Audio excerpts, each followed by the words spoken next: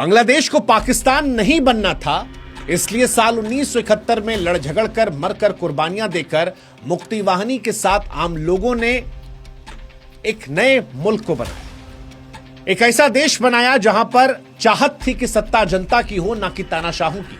लेकिन आज बांग्लादेश को देखकर यह सवाल उठता है कि क्या पाकिस्तान से अलग होकर भी वो पाकिस्तान बनने की तरफ कदम बढ़ा चुका है? क्योंकि बांग्लादेश में जो कुछ हो रहा है वो पाकिस्तान में दशकों से होता आया है। 17 नवंबर 2025 को जब पूर्व प्रधानमंत्री शेख हसीना को मौत की सजा सुनाई गई तो अदालत में तालियां गूंज रही थी। सवाल उठा कि वो तालियां लोकतांत्रिक थीं या फिर भीड़ की भावनाओं की, क्योंकि सरकार तो बांग्लादेश में किसी की नहीं है, कम से कम जनता की चुनी हुई तो नहीं है।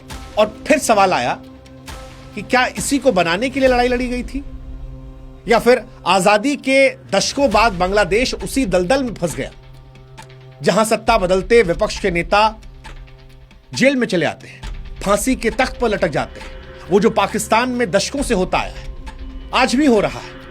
पाकिस्तान के सबसे popular leader Imran Khan jail की सलाखों में सड़ रहे हैं। जुल्फिकार अली भुट्टो को कभी फांसी के तख्त पर चढ़ा दिया गया था, सिर्फ इसलिए क्योंकि जो सत्ता में थे उन्हें वो पसंद नहीं थे और लोकतंत्र की आड़ लेकर ही फांसी पर चढ़ाया गया था या आज जेल में डाला गया है।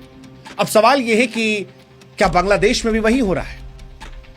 बांग्लादेश में हसीना को मानवता के खिलाफ अपराध का दोषी ठहराया गया, लेकिन सवाल जो उठ रहा है वो ये कि क्या ये न्याय है या फिर राजनीतिक बदलाव? मैं जानता हूं मेरे कई बांग्लादेशी मित्र होंगे जो कहेंगे कि सर आपको नहीं पता, लेकिन बांग्लादेश में शेख हसीना ने अत्याचार किया था।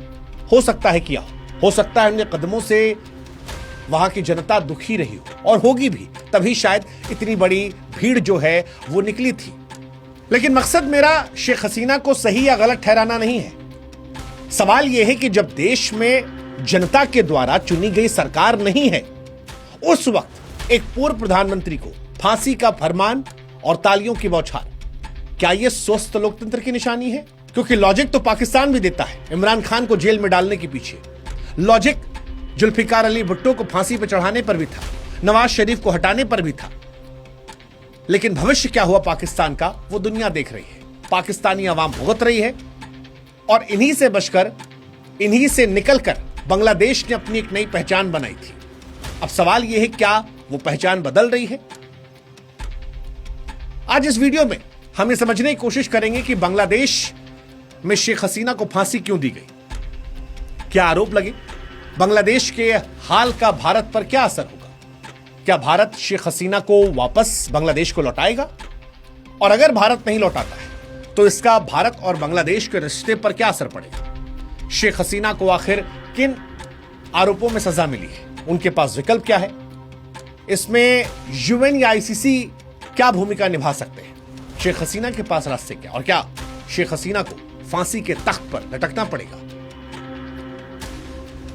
शेख हसीना की यह कहानी सिर्फ बांग्लादेश की कहानी नहीं है, बल्कि भारत के पड़ोसी के रूप में हमारी सुरक्षा और रिश्तों की कहानी भी है। खैर, इसकी शुरुआत करें। पूरी कहानी सुनने के लिए हमारे YouTube चैनल पर जाएं, शुभांकर मिश्रा YouTube पर सर्च करें और इस वीडियो को जरूर देखें। साथ ही हमारे WhatsApp चैनल से जरूर जुड़ें ताकि हमारा आपका रिश्ता और ज्यादा मजबूत हो सके।